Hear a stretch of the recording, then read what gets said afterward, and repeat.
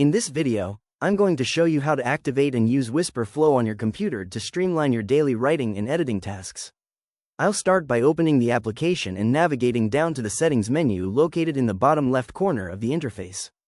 Once the Settings window appears, I'll click on the Experimental tab from the side navigation bar.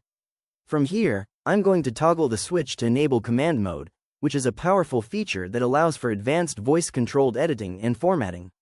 Now, I'll head back to the sidebar and select the Snippets section. To create a new shortcut for text I use frequently, I'll click the Add New button at the top right. In the snippet name field, I'm commanding the word proposal to serve as my trigger. Then, in the expansion box below, I'll paste in a complete business proposal template. After a quick review, I'll click Add Snippet to save it to my library for future use. Next, I'll switch over to my Gmail account to see how this works in a real-world scenario. I'll click into the body of a new message and use my voice to trigger the word proposal. As you can see, Flow instantly expands that single word into the complete, professional document I just saved. To further refine the message, I'll highlight the entire block of text and activate Command Mode. I'll give the AI a quick instruction, saying, "Make the letter sound more confident."